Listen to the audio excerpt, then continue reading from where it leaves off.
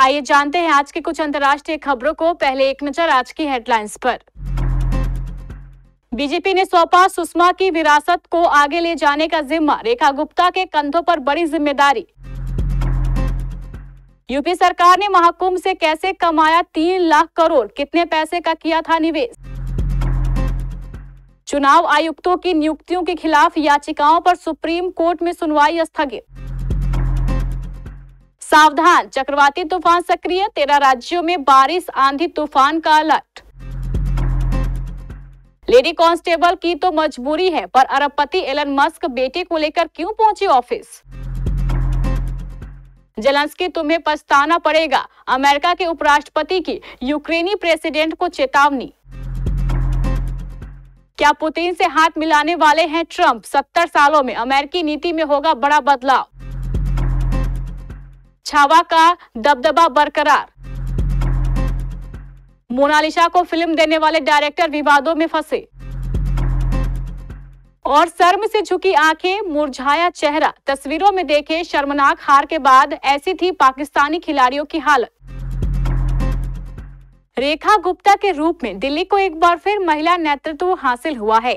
वह दिल्ली की ओवरऑल चौथी और लगातार दूसरी महिला मुख्यमंत्री होंगी।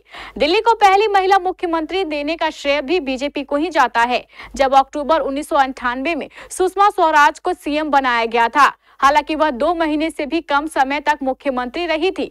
उसके बाद जब विधानसभा चुनाव हुए तो कांग्रेस ने जीत हासिल करके शीला दीक्षित को दिल्ली का मुख्यमंत्री बनाया, जो 15 साल तक दिल्ली की सीएम रही। 2013 में आम आदमी पार्टी दिल्ली की सत्ता में आई और लगातार 3 बार विधानसभा का चुनाव जीता। हालांकि तीनों बार मुख्यमंत्री अरविंद केजरीवाल ही बने, लेकिन पिछले साल शराब नीति में कथित भ्रष्टाचार के आरोप में उनकी गिरफ्तारी हुई और जमानत पर जेल से बाहर निकलने के बाद सितंबर में उन्होंने इस्तीफा देकर आतिशी को दिल्ली का मुख्यमंत्री बनाया। यूपी के मुख्यमंत्री योगी आदित्यनाथ ने पिछले दिनों दावा किया था कि प्रयागराज में चल रहे महाकुंभ के दौरान सरकार को करीब 3 लाख करोड़ रुपए का राजस्व प्राप्त होगा। उनके इस दावे के बाद कई विपक्षी नेताओं ने तंज कसना शुरू कर दिया और इसे बेबुनियाद बताया, लेकिन अब व्यापार संगठन कैंट ने भी सरकार के इन दावों की पुष्टि कर दी है। संगठन ने साफ बताया है कि कैसे सरकार को इतना बड़ा राजस्व जुटाने में मदद मिलेगी। कैंट के राष्ट्रीय महामंत्री प्रवीण खंडेलवाल के अनुसार प्रयागराज में 13 जनवरी से 26 फरवरी तक सरकारी आयोजित महाकुंभ 2025 के दौरान 45 दिनों में लगभग 60 करोड़ श्रद्धालुओं के आने की उम्मीद है, जिसमें 3 लाख करोड़ रुपए से अधिक के माल और सेवाओं का व्यापार होने का अनुमान है।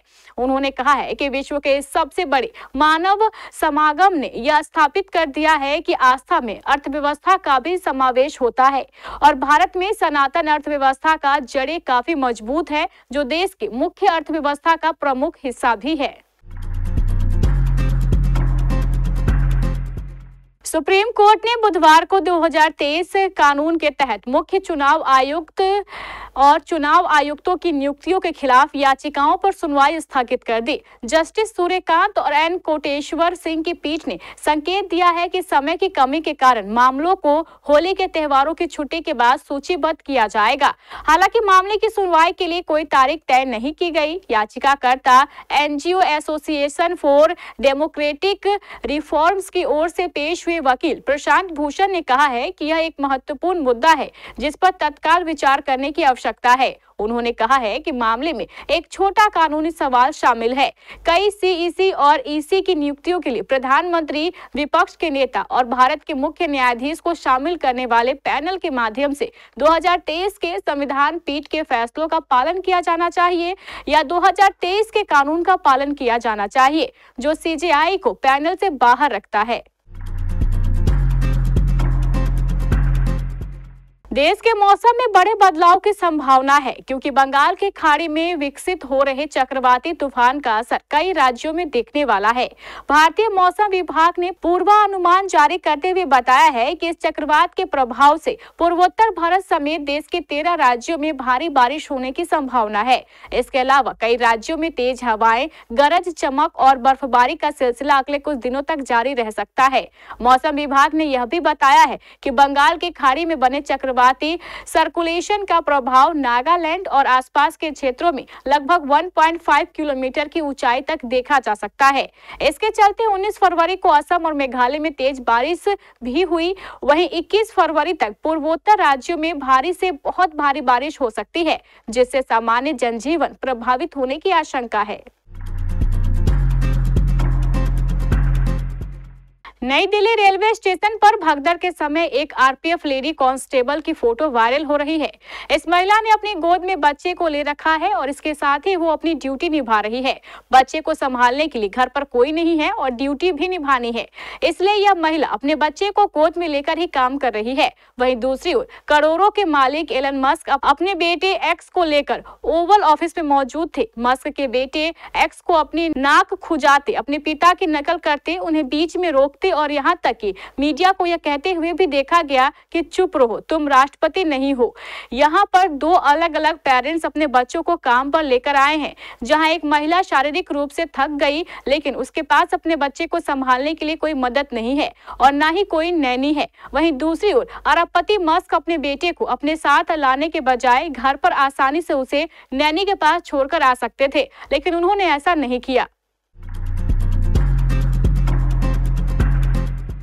अमेरिका के उपराष्ट्रपति जेडी वेंस ने यूक्रेनी राष्ट्रपति वोलोदिमीर जेलेंस्की को डोनाल्ड ट्रंप से ना उलझने की सलाह दी है। उन्होंने कहा है कि सार्वजनिक तौर पर अमेरिकी प्रेसिडेंट को बुरा भला कहकर जेलेंस्की को बाद में पछताना पड़ सकता है।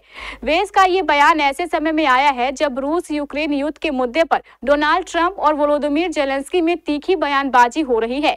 ट्रंप ने जेलेंस्की को यूक्रेन का तानाशाह कहा है, वहीं जेलेंस्की ने ट्रंप को झूठ में जीने का नेता बताया है। इससे यूक्रेन अमेरिका के रिश्ते में तनाव पैदा कर दिया गया है। जेडी वेंस ने कहा है कि जेलेंस्की को नए राष्ट्रीय प्रशासन से डील करने के लिए जो सलाह मिल रही है वो ठीक नहीं है। वह ट्रंप पर हमलावर है, लेकिन जो लोग ट्रंप को जानते हैं वह जेलेंस्की को यह सलाह नहीं देंगे कि वह उनसे सीधे टकराव करे। नए अमेरिकी प्रशासन से निपटने के लिए मीडिया में आकर ट्रंप की बुराई करना एक बेहद खराब तरीका है।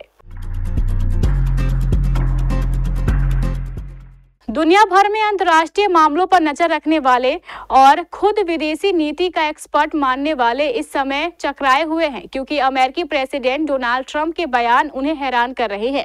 ट्रंप प्रशासन ने जिस तरह रूस के साथ सऊदी अरब में यूक्रेन और यूरोपीय देशों को बाहर रखकर मीटिंग की, उससे यूरोप को लग रहा है कि उनका दोस्त अमेरिका अब शायद उन्हें अलग छोड़ रहा है।